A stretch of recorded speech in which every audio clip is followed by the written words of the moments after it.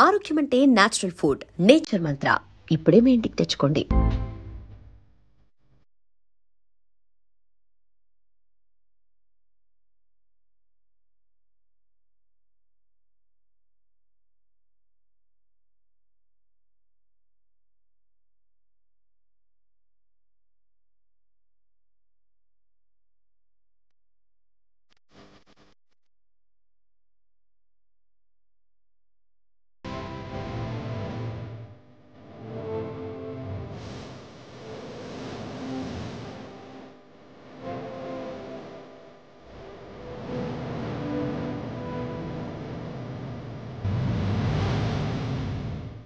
మోంతా తీవ్ర తుఫాను effect Visakha harbour పైన చాలా సుస్పష్టంగా మనకి కనపడుతోంది.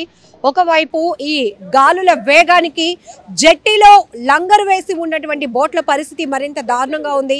ఇలాంటి ప్రకృతి విపత్తులు ఏ వచ్చినా కూడా మాకు కంటి మీద కునుకు లేకుండా ఉంటుంది. ఎందుకంటే ఇప్పటికే లక్షలు పెట్టి మేము బోట్లు తయారు చేయించుకున్న వేటకు వెళ్ళడానికి సిద్ధంగా ఉన్నా ఒక్కొక్కసారి వేటలో ఉంటుండగానే తుఫాను హెచ్చరికలు ఉంటే కనుక ఇమీడియట్గా వచ్చేస్తూ ఉంటాం.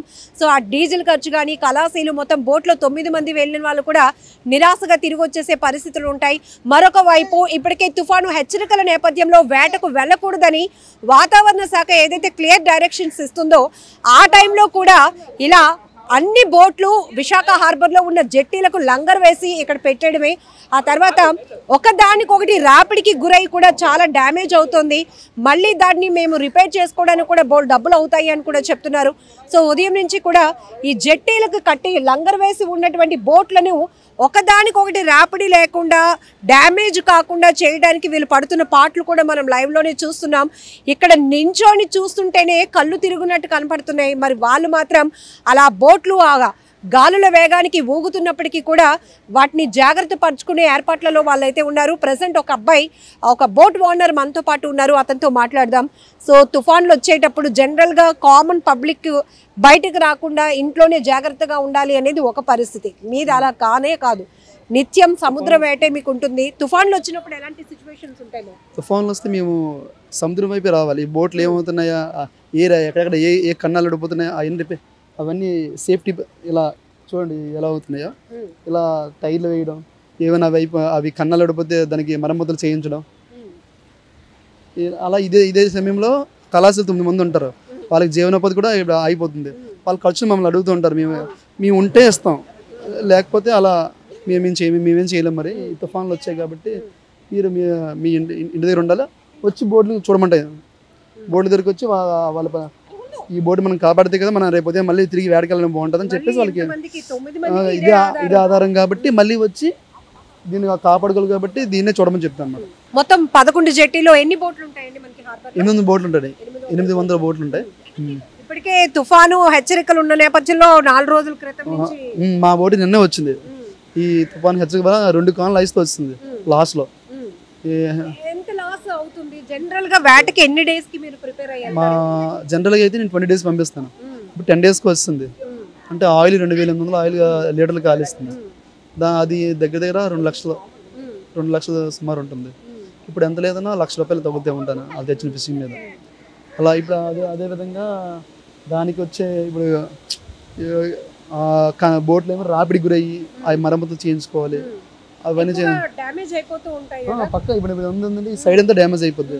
సాదా వైపు అంతా డ్యామేజ్ అవుతుంది. ఇప్పుడు చూసారు కదా మీరే, అవన్నీ డ్యామేజ్లు అవుతుంటే ఈ తుఫాన్ తగ్గినట్టు అవి మళ్ళీ మరమ్మతులు చేయించుకొని మళ్ళీ ఐస్ లోడ్ చేసి ఆయిల్ లోడ్ చేసి కళాశాలకి ఫుడ్ అది ఏర్పాటు చేసి అన్ని రెడీ చేసి మళ్ళీ పంపించాలి. దగ్గర మళ్ళీ ఒక 5 లక్షలు ఖర్చు అవుతుంది. మళ్ళీ ఇలాంటి తుఫాన్లు ఏవొచ్చినా మీరు పూర్తిగా ఆధారం లేకుండా అయిపోతుంది. ఇటువంటి సమయంలో ప్రభుత్వం ఏదైనా అదుకుంటే బాగుంటుంది కళాశాలకి మమ్మల్ని. జనరల్ గా మీరు వేటకు వెళ్ళేటప్పుడు కరెక్ట్ గా తుఫాను ఏదైనా హెచ్చరికలు వస్తే గనుక మళ్ళీ వెనక్కి వచ్చేస్తాం. ఇప్పుడు యాక్చువల్ అయితే నిన్నైతే లంగర్ వేసినా ఇటువంటి గాలికి వాళ్ళు ఉండలేరు. బోట్ అనేది తిరగబడిపోవడం జరుగుతుంది. వాళ్ళు ఆ టైంలో ఏం చేస్తారంటే వాళ్ళు బోట్ని వదిలేసి గేడేది వచ్చేస్తారు. అప్పుడు నాకు నష్టం వస్తామట. వాళ్ళకి ఏమైనా నేనే లక్ష నన్ను అడుగుతారు. ఎందుకంటే ఒక ప్రాణం పోతుందంటే మరి నన్ను అడుగుతారు 50,000 లక్షలు మళ్ళీ ఉన్నా లేకపోయినా సాయం చేస్తాను. ఒక కుటుంబానికి ఒక మనసు పోయడానికి నష్టమే కదా మరి. అందుకని అలా ఉంటుంది. ఇటువంటి తుఫాన్ సమయంలో అయితే లంగర్ వేయడానికి అవ్వదు, ఒక పోర్ట్లోకి వెళ్తేనే అవుద్ది, బయట లంగర్ వేయడానికి ఛాన్సే లేదు. నియర్ బై అంటే దగ్గరలో ఉన్న ఏ పోర్ట్ ఏ పోర్ట్కి లేదంటే వీళ్ళు బోట్ అనేది ఇంకా డ్యామేజ్ అవుతుంది, పక్కాగా రావడానికి ట్రై చేయాలి, లేదంటే ఒడ్డుకి వెళ్ళిపోయి మాకు డ్యామేజ్ ఎక్కువ వస్తుంది, వాళ్ళకి ఏమైనా నేనే చూసుకోవాలి, బోట్కి ఏమైనా నేనే చూసుకోవాలి, నాకే లాస్. టైంలో ఈ విండ్ వేవ్స్ చాలా బలంగా ఉన్నాయి. ఇక్కడ ఉంటేనే మనం జనరల్ గా ఆదమర్చుంటే ఎగిరిపోతామా అన్నట్టు స్థాయిలో ఉంది, అంటే సీకి దగ్గరగా ఉంటే. బోట్ లో అలాంటి ప్రయాణం సముద్రం మీద ఉన్నప్పుడు వీళ్ళ సిచ్యువేషన్స్ ఎట్లా ఉంటుందండి? వాళ్ళు ఆ టైంలో అయితే వాళ్ళు ఉండరు, మ్యాక్సిమం మాకు చెప్తారన్నమాట, ఇలా ఉంది పొజిషన్ ఇలా ఉంది, ఆ టైంలో మేము ఉండలేకపోతున్నాం ఏ దరికి అంటే ఆ టైంలో చూడు అలా అక్కడ ఒడ్డు ఏముంటుందో ఆ ఒడ్డుకి బోట్ని తీసుకెళ్ళిపోవడం గట్రా అలా చేయడం ట్రై చేస్తారు. అలా ఇంక మరి ఉండలేరా అడవిలో. అందుకనే ముందుకుండా మేము ఫోన్ చేసుకొని అక్కడ ఉండే పోర్టుకి వెళ్ళమని చెప్తాం. ఎప్పుడైతే దీనికి జరిగిందో అక్కడ బానిపడి పోర్ట్ ఏదో ఉంది శ్రీకాకుళం దగ్గర, అక్కడ వెళ్ళమన్నాం. అలా అయినా భయపడిపోయారు, ఈ తుఫాను పెద్దనగల భయపడిపోయి మేము ఏదో రకంగా ఛాన్స్ లేదనగల్లే, వెనక్కి కూడా వెళ్ళే పరిస్థితి లేదనగల్లే, మరి వచ్చేయండి ఏదో రకం చూసుకుంటాం అని చెప్పేసి వచ్చేయమన్నాం అన్నమాట.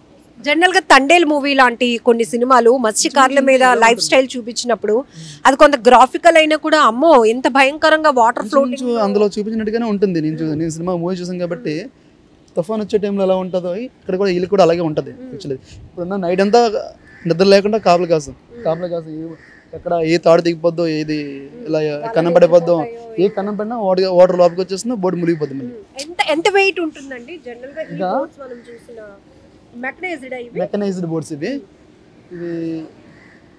దగ్గర ఎంత 1500 టన్నులు ఉంటుంది, 1500 టన్నుల దాకా ఉంటుంది. ఎందుకంటే ఒక ఐస్ కెపాసిటీ నేను 20 టన్నులు వేస్తాను, అందులో ఇంచి బయట ఎంత లేదన్నా ఒక 100 కేజీలు ఉంటుంది, 300 కేజీలు ఉంటుంది. తాడు కలిపి ఇంచి రోప్ ఉంది కదా, అది ఒక 200 కేజీలు ఉంటుంది. అలా టోటల్ వెయిట్ దగ్గర. వేటకు అనుకూలమైన పరిస్థితులు ఏ సీజన్ లో ఉంటాయి, ప్రతికూలమైన పరిస్థితులు ఏ సీజన్ లో? మనం ఎక్కువ వింటర్ లో ఎక్కువగా తుఫాన్లు అవి చూస్తాం. మీకు కరెక్ట్గా చెప్పాలంటే 10 నెలల దాకా ఏటలు బాగుంటాయండి. ఫస్ట్ 5 నెలల 15 నుంచి 10 నెలల దాకా ఏటలు బాగుంటాయి. అక్కడ నుంచి డల్, అక్కడ నుంచి అంటే మెకానిజం ఇలా ఉంటుంది. ఈ 10-11 నెలలు మాత్రం చాలా భయంగా ఉంటారు. ఇప్పుడు మా వాళ్ళని పోర్ట్లో కట్టమని చెప్పాను, అయినా వాళ్ళు భయపడుతుంటే నాకు భయం వేసి 10 రోజులు అవుతుంది బోట్ వెళ్ళి. ఆ టైంలో ఏం చేస్తానంటే మరి తప్పదు కదా, మరి వాళ్ళ ప్రాణాలే నాకు ముఖ్యం కాబట్టి మీ భవిష్యత్తు వాళ్ళు బాగుంటే మళ్ళీ ఆడికి పంపించని ఉద్దేశంతో వచ్చేమని చెప్పాను. అది సో ఇన్ని రకాలుగా మనం జనరల్గా చూస్తే మత్స్యకారులు కావచ్చు, బోట్ ఓనర్స్ కూడా 9 మంది కళాశీలతో సహా డ్రైవర్ కళాశీలు ఎంతమంది ఉంటారు జనరల్గా ఒక బోట్ వేటకి వెళ్ళాలంటే? మా బోట్లో అయితే 9 మంది, మెకనైజ్డ్ బోట్లో 9 మంది ఉంటారండి. అది మినిమం 9 మంది ఉంటారు. థర్డ్ బోట్కి అయితే 11 మంది 12 మంది ఉంటారు. వాళ్ళు ఇంకా డీప్కి వెళ్తారు. అది సో ఇది ఎంతవరకు ఎన్ని మైళ్ళ వరకు ఇది ఎంతవరకైనా లిమిట్ వెళ్తారు, కానీ మన లిమిట్ మాకు ఉంది కాబట్టి బంగ్లాదేశ్ ఉంది కాబట్టి 370 ఆ లిమిట్ దాకా వెళ్ళి వచ్చేస్తారు. ఆ లిమిట్ క్రాస్ చేసి వెళ్ళరు. వీళ్ళకి కూడా కొంచెం భయం ఉంది. ఈ దాన్ని ఏమంటారు నాన్ బోటు పడవలు అంటారు కదా, మర పడవలు లాంటివి. వీళ్ళు ఏంటంటే ఇప్పుడు ఈ మధ్యలో ఏమవుతుందంటే దరి సైడ్ అంటారు మేడం, మీటర్ 20 మీటర్ 40 మీటర్ దాకా యాడ్ చేయనివ్వట్లేదు వాళ్ళు. వెళ్ళినా సరే వాళ్ళు ఏమంటారు అది మా లేదు, యాక్చువల్లీ చేసుకోవచ్చు మేము, వాళ్ళ పడవల వాళ్ళు వచ్చి ఇది మా ఏరియా, మీరు మెకానిజం పడుతుంది లోపలికి డీప్కి వెళ్ళి యాడ్ చేసుకోండి అన్నట్టుగా ఏ ఊరు వాళ్ళు ఆ ఊరిలో అక్కడ యాడ్ చేస్తూ ఉంటే వాళ్ళు ఒప్పుకోవడం లేదు. యాక్చువల్ అయితే చాలామంది బోట్లకి కొట్టేయడం, ఈ ఏరియాకి వచ్చి యాడ్ చేస్తారా, అలా కూడా జరుగుతున్నాయి. యాక్చువల్ అయితే ఎక్కడైనా యాడ్ చేసుకోవచ్చు, గవర్నమెంట్ ఆర్డర్ ప్రకారం మనం ఎక్కడైనా యాడ్ చేసుకోవచ్చు. కానీ వీళ్ళైనా తీర ప్రాంతంలో ఉండే సరిహద్దుల్లో ఉండే వాళ్ళు ఇది మా ఏరియా, ఇక్కడ ఎందుకు యాడ్ చేస్తున్నారు, దరి సైడ్ నుంచి యాడ్ చేయదు, డీప్గా యాడ్ చేసుకోండి అంటున్నారు అన్నమాట. అలా జరుగుతుంది. సో ఇది ప్రస్తుతానికి మోంతా తీవ్ర తుఫానుగా మరికొన్ని గంటల్లో తీరం దాటబోతున్న నేపథ్యంలో ఇప్పటికే తుఫానుగా కొనసాగుతున్న పరిస్థితుల్లోనే ఎలాంటి భయంకరమైన సిచ్యువేషన్స్ మనకి ఆంధ్రప్రదేశ్లోని కొన్ని జిల్లాల్లో కనపడుతున్నాయి. సో మరీ ముఖ్యంగా విశాఖ లాంటి తీర ప్రాంతం, సముద్ర తీర ప్రాంతం ఉన్న చోట విశాఖ హార్బర్లో మనం పరిస్థితి ఎలా ఉందో తెలుసుకోవడానికి వచ్చాం. ఇక్కడ చూస్తే కనుక బోటు యజమానులు, మత్స్యకారులు కూడా, ఎందుకంటే ఇదే వాళ్ళ జీవనాధారం కాబట్టి అటు ఓనర్ అయినా కళాశీలైనా పూర్తిగా దీని గురించి వరి అవ్వాల్సిన పరిస్థితి ఉంటుంది. ఇది బాగుంటే, ఈ బోట్స్ బాగుంటే ఓనర్ బాగుంటాడు, ఓనర్ బాగుంటే 9 మంది కుటుంబాలు బాగుంటాయి. అలానే ఈ బోట్ల పైనే ఆధారపడే వాళ్ళు కూడా సేమ్ ఫీలింగ్తో ఉంటారు. మా ఓనర్కి ఏం కాకూడదు, మా బోట్కి ఏం కాకూడదు, మళ్ళీ మా ఉపాధికి ఎలాంటి ఇబ్బంది కలగకూడదు అనే ఆలోచనతో సో మొత్తం ఇక్కడికి చేరుకొని ఆ బోట్లు రాబడికి గురవుతాయి. మీరు ఇక్కడ జస్ట్ అబ్జర్వ్ చేస్తే లంగర్ వేసి ఉన్నప్పటికీ కూడా ఒక బోటు మరొక బోటుతో ఢీ కొనటం కావచ్చు, లేకపోతే ఇక్కడ జెట్టీకి ఉన్నటువంటి సిమెంటు ఐరన్ వాటికి అవి రాపిడికి గురవటం వల్ల కూడా చిన్న చిన్న ప్రాబ్లంలానే అనిపిస్తుంది. కానీ దాన్ని మళ్ళీ సర్వీస్ చేసుకోవాలంటే మళ్ళీ లక్షలు మేము ఖర్చు పెట్టాల్సిన పరిస్థితి. అయితే ఇలాంటి అనుకోకుండా వచ్చేటటువంటి తుఫాన్లు, ఆకస్మికంగా వచ్చే తుఫాన్ల వల్ల మేము మరింత నష్టపోతున్నాం. ఇప్పటికే వేట కోసం వెళ్తూ ఫుల్గా డీజిల్, ఐస్ పగడ్బందీగా అన్ని ఏర్పాట్లు చేసుకుని వెళ్ళాము. వెళ్ళిన 2 రోజులకే తుఫాన్ ఉంది, తీరానికి వచ్చేయాలి అని హెచ్చరికలు వచ్చిన నేపథ్యంలో మళ్ళీ వెనక్కి వచ్చేసాము నిరాశతో. ప్రాణాలైనా ఉంటే చాలు, తర్వాత మళ్ళీ పని చేసుకొని బతుకుదామనే ఆలోచనతో నష్టాల్లో ఉన్నప్పటికీ కూడా తీరానికి వచ్చేసాము అంటూ కూడా బోటు ఓనర్స్ అయితే చెప్తా ఉన్న పరిస్థితి ఉంది. సో గాలుల వేగం ఎంత ఎక్కువగా ఎంత బలంగా ఉంటే ఇక్కడ జెట్టీకి ఉన్నటువంటి బోట్లు కూడా అదే స్థాయిలో డ్యామేజ్ అవ్వడానికి కారణమవుతూ ఉంటుంది. వలలు ఎగిరి పడతాయి, ఎందుకంటే ఇలా కట్టలు కట్టలుగా కట్టున్నారు. కానీ ఇప్పుడు మనకి ఈ విండ్ స్పీడ్ ఎంత ఎక్కువగా ఉంటే కనుక అంతగానే వీళ్ళు భారీగా నష్టపోయే ప్రమాదం కూడా ఉంటుంది. ఏది ఏమైనప్పటికీ కూడా మోంతా తుఫాను ప్రాణ నష్టాలను నివారించినప్పటికీ కూడా ఆస్తి నష్టాలు మాత్రం అనేక రూపాల్లో జరుగుతుంది అనటంలో మాత్రం ఎలాంటి డౌట్ లేదు. ప్రస్తుతానికి మాత్రం మత్స్యకారులందరూ కూడా అమ్మ గంగమ్మ పరిస్థితిని చక్కదిద్దు, చల్లగా చూడు, ఈ తుఫాన్లు వల్ల మాకేమీ డ్యామేజ్లు కలగకుండా నష్టపోకుండా చూడు తల్లి అంటూ కూడా ఈ మత్స్యకారులందరూ కూడా గంగమ్మను వేడుకునే పరిస్థితులు అయితే ఇక్కడ కనబడుతున్నాయి.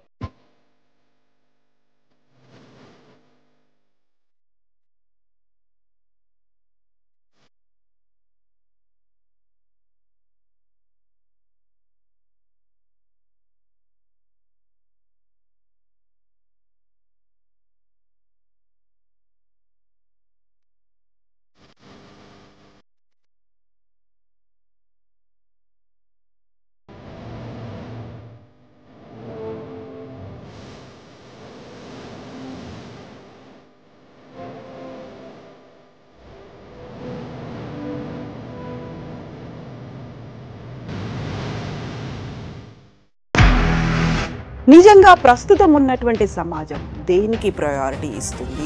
ఆర్థిక సంబంధాల చుట్టూ మాత్రమే తిరుగుతుంది. మళ్ళీ ఎన్నికలంగానే చాలా విరక్తి కలుగుతాను. మంచి అనిపిస్తుంది కదా, లేడీస్ కూడా ఛాలెంజింగ్ జాబ్స్ చేసినప్పుడు చాలా బాగుంటది. ట్రాఫిక్ అసిస్టెంట్స్ గా నియమించిన ట్రాన్స్జెండర్స్ అందరితో సాల్యూట్ చేయించుకుంటున్నారు. ఫుడ్ డెలివరీ ఇవ్వటానికి వెళ్ళినటువంటి డెలివరీ బాయ్ అనిల్ పై కళ్ళ ముందు